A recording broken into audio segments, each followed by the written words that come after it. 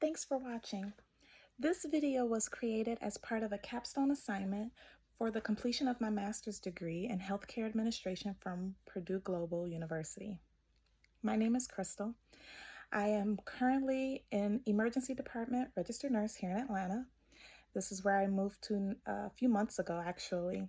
Prior to, I've had 7 years ER experience in various roles.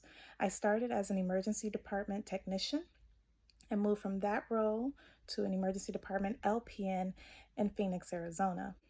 I have about 11 years experience total in emergency care and critical care.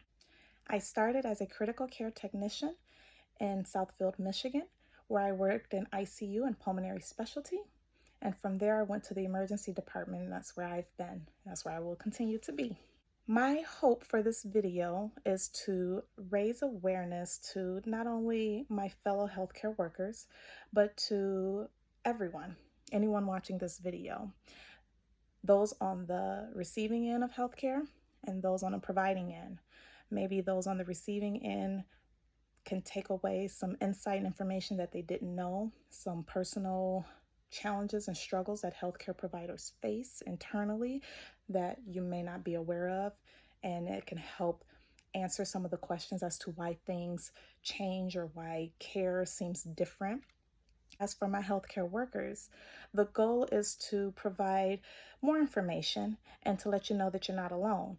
I was fortunate enough to have the ability to interview a health leader as well, so that some of the questions that you may have regarding leadership may be answered, and maybe you'll gather some insight and knowledge about the struggles and challenges that they face as our health leaders. For this video, I had the opportunity to interview 2 guests that I selected. One is Dr. Michelle Henderson. She is the CNO and Interim Emergency Department Director at Abrazo Central Campus in Phoenix, Arizona. My second guest is Paul Grover. He's an RN here at Piedmont Atlanta Hospital in Georgia. He was my preceptor when I started a few months ago. And instantly I knew that I would want to interview him for this project because he exudes such positivity in the workplace and he has such a great outlook on nursing in general. And for those watching this video, I just hope that you all can take away some knowledge and information that you're not alone, that we are all facing challenges in the healthcare industry, and we continue to face those challenges despite efforts being made to try and alleviate and resolve some of those. Thank you for watching this video. I hope that you take away some very good information between the conversations from Michelle, Paul, and I. And I wish you all well, be safe, and take care. Okay, we're ready to go. Awesome. Sorry about the delay, but it's good to see you. Good to see you. So we're gonna run through these questions. Yeah. Obviously. So before we begin, can you give everyone a brief introduction about yourself as well as your contributions to healthcare? Well, that's a big opening statement. So my name is Michelle Henderson. I'm currently the Chief Nursing Officer at the Abrazo Central Campus. I've been a nurse since 1993. I've been in healthcare since 1985. I started my career as a high school student and then a tech in the ER and worked my way from there. My clinical experience as a nurse was in the emergency department, and I've been in executive leadership since about 2014. I currently hold a doctorate of nursing practice in executive leadership. I started with an associate's degree, and then I got a bachelor's degree, a master's degree, and now a doctorate. I am also currently certified in emergency nursing, certified as a nurse executive advanced board certified in patient experience, and also a certified professional of healthcare quality. So as far as my contributions to healthcare and nursing, I think it's important to be a lifelong learner, as you can tell by the collection of initials I have behind my name. And I think that's important because for me, in an executive leadership role, I really want to make sure that I have street cred. When I'm talking to the nurses that I'm working with or talking to the healthcare team, it's important to me that I'm staying current on the most recent evidence and that It's hard to write policies and procedures for things that continuously change if you're Mhm. not staying current on that information yourself. So that's one of the things that I pride myself on. And it's also one of the things that I push myself to make sure that I am truly representing the team in the very best way that I can. In your role as a health leader, what has been your most difficult task regarding patient safety, quality, and employee retention post-pandemic? So, as I mentioned, I've been in healthcare for a little bit. Mhm. And I can honestly say, I was a nurse leader in Houston during Hurricane Harvey. I worked at a hospital where we had an active shooter situation in our ICU, and I've worked in some really crazy situations in hospitals and healthcare. But I can honestly say that the last 2 years during COVID have been the hardest 2 years of my entire career. Probably if you were to take those other 35 years and compare them to the last 2 years, I think cumulatively these 2 years have been harder than the others combined. I think that your contributions are different depending on the role that you're in, but every single contribution is meaningful, and I don't know that any one is any different or more important than the other. I'm really proud of my days as a tech. I'm really proud of my days as a student.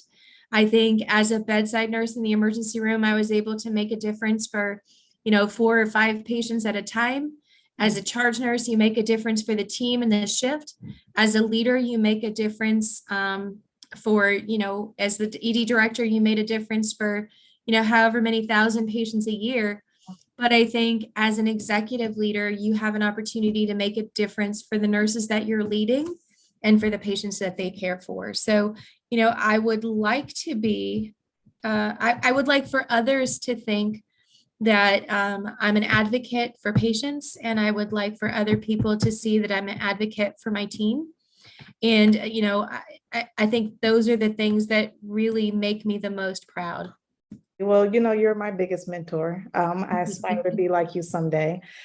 And so I find it very enlightening that you've had so much experience and that you can speak from those experiences when you're creating policies and procedures to the staff, because you're coming from a place of, I've done this, I know what it's like, I feel your pain, your strife, so I appreciate that. So thank you.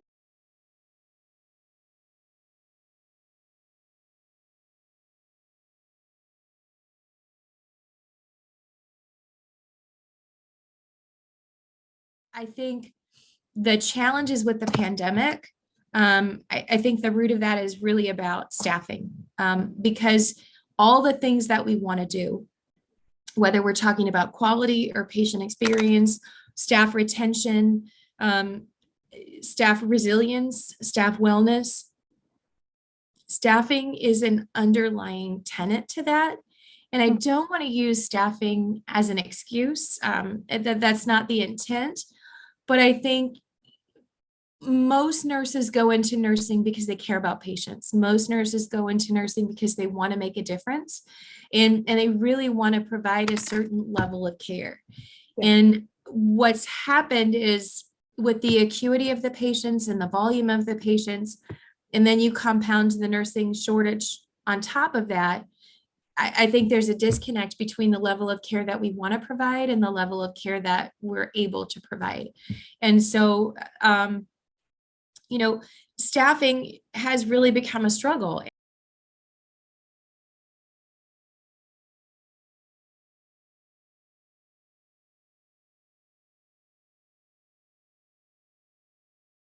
I think it's important for nurses to take mental health days, to do the self-care. I think it's okay to give people permission to say no. Like, so if Mhm. people are calling you and saying, hey, can you work today? It's okay to not have to come up with a really good reason why you can't. I Yeah. just can't today is okay. I think sometimes people feel like they have to, um, I'm out of town or I can't do it. I don't have a babysitter or whatever. It's okay to say no. And I think it's okay. It's important that we give people permission. As a leader, I have to call so that I can look you in the face and tell you I've really literally called everybody to get you help. Yeah. But it's also important to tell you it's okay if you can't. Yeah. I think it's important to make sure that people understand when they go home at the end of the day, Mm-hmm. did you do the best you could with what you had? Yeah. And maybe it's not as much as what you wanted to do or as much as you would typically do, but did you do the best you could with what you had? And if Absolutely. you can say yes, then it was a good day, Yeah. right?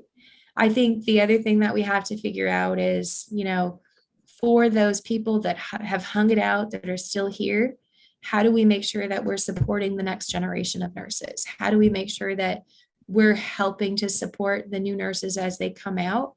Because I think as we do that, then they will get stronger.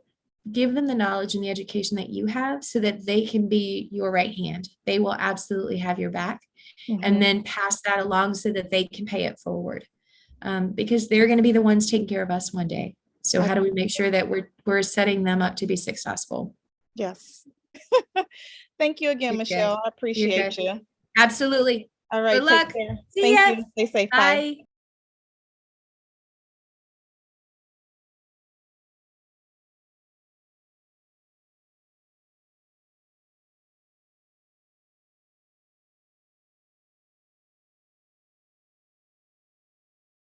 All righty. So, hello, Paul.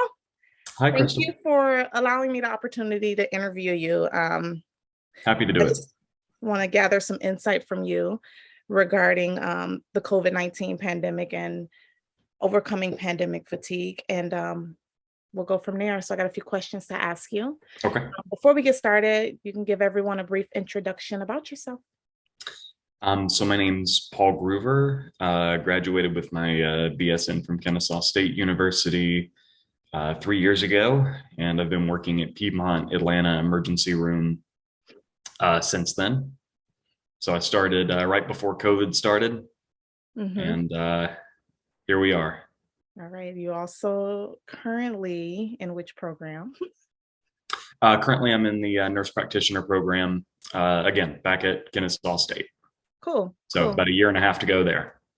Awesome. Thanks for that. I know our time working together has been quite brief, but I chose you for this interview because you have such a positive influence on others, and you have a kind and very empathetic personality, and I felt that you would be perfect for this interview. So thank you Appreciate again. that. So you and I both worked in the emergency department during the COVID-19 pandemic in different states nonetheless. When did you first feel like you were starting to suffer from pandemic fatigue, and why? Fatigue. Hard to put an exact time on it. I would say if it really started ramping up in like March of 2020, I would say that I was feeling pretty fatigued probably by that summer, like July, August.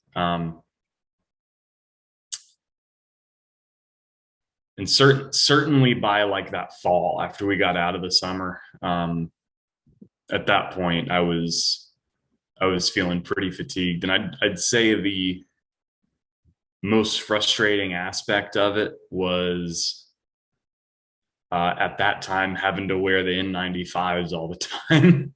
Yeah. And having to wear those god awful paper gowns, or not paper gowns, but the plastic gowns. At the time I was a new nurse, it was difficult enough to do the tasks with my own hands, and then you put on the extra layers. Yeah. And then I remember they wanted us to wear face shields also. At the time I wore glasses. I got LASIK done, so I don't need to do that. But wearing those face shields with the glasses and the N95s, it's basically just like looking into fog. So Yeah. it was really difficult to see or do anything. Definitely, that's when I felt pretty fatigued. That's fair. We're now in 2022, and nurses still have to wear masks. We still have to take all the necessary precautions while at work. About a year into the pandemic, I felt the effects of it. The whole isolation process for me personally was just like you said, wearing the extra layers of clothing. I also wear glasses, which I now just don't wear to work, because you have your glasses on, you have the goggles over your glasses, and we had Yeah. face shields and the N95, and you had a mask over your N95, you had your gowns on. It was a lot. Yeah. Um, so it was overwhelming at times, because I have had episodes where I almost passed out because I was so hot underneath everything. Yeah. Um, and so you're just trying to cluster your care, and going out of your in and out of your patient's room as least as possible. And it just became overwhelming, I think, for me. And then afterwards, we're still feeling the effects of it now, because you can't cough in public without someone thinking you have COVID, which is True. it's still it bothers me. So I feel like the effects of pandemic fatigue for me started around the beginning of 2021. I think I made it a whole year into it, and Okay. it just became to the point to where now I am beyond exhausted whenever I have to, like, completely gown up and mask up, because we've done it so much and for so long. Yeah. So, Well, I mean, it's pretty rare that I actually gown up and yeah, do the full process now for COVID. right. That we're kind of back to where the gowns are reserved for contact stuff. I think that's that's been part of how I think everybody's dealt with a little bit, is that that PPE process is kind of slipped, I'll say. Yeah, well, Pretty pretty uncommon to wear a gown in for just COVID at this point. yeah, not to mention that when we had our PPE shortage, we were Hmm. reusing our N95 mask, and you couldn't bring Right. masks from home. And, you're wondering, like, I'm putting the same mask on my face when I've been taught. I mean, I worked in a hospital 8 years, or yeah, 8 years prior. I think 8 years prior to COVID. You put on an N95, you tossed it coming out of a room, if you were coming out of a TB room, because I worked in pulmonary critical care for a while. So to Hmm. have to reuse them now, it was like, it was frustrating. So, Yeah. do you feel as though you have overcome pandemic fatigue by now? Why or why not? I'd say the fatigue I'm feeling right now at work is not so related to the pandemic. Um, I, I feel like in terms of like how the pandemic affected us, I feel like it's kind of over from our perspective. People are still getting COVID, but we're not really altering our practice very much for COVID. Fatigue for me now is mostly volume, just Yeah. waves of volume.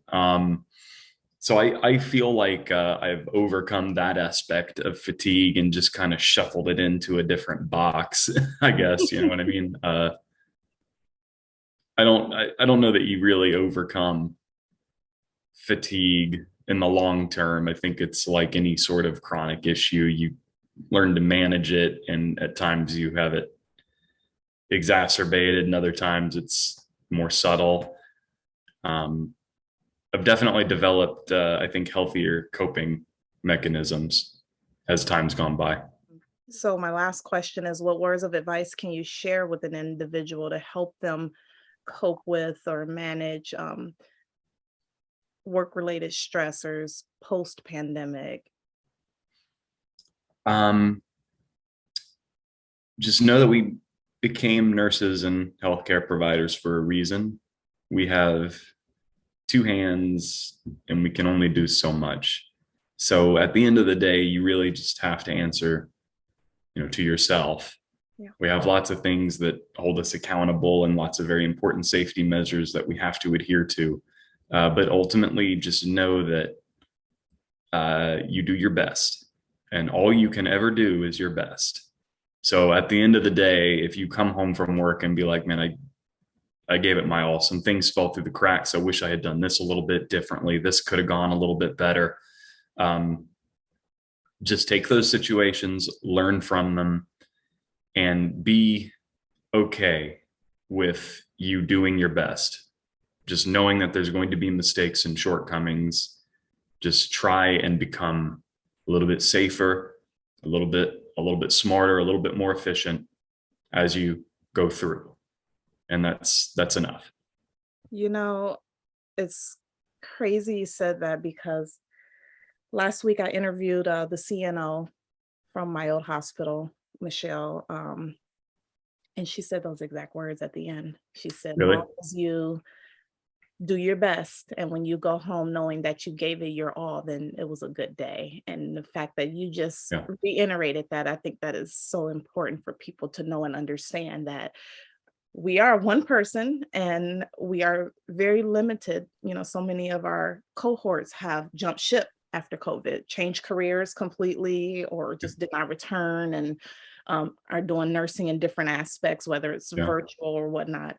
Um, so we are caring for our patients the best we can with the minimal staff that we have, Mhm. and we give it our very best despite the volume increasing. So it's all about prioritizing care. Everyone is sick, obviously. Everyone's in the hospital because they're sick. But we have to prioritize who is sicker. And I think that it's important for people to know that we are giving it our all. And Yeah. we do our very best with what we have left. So thank you. No problem. And I guess just to elaborate on that, understand that most of the people around you are also giving it their all. Like, I Mhm. mean, certainly hold people to standards, certainly like file RLs, go through reports when you need to, when patient safety is threatened. But everybody has frustrations with different people in the hospital, be it transport or EMS, EVS. Yeah.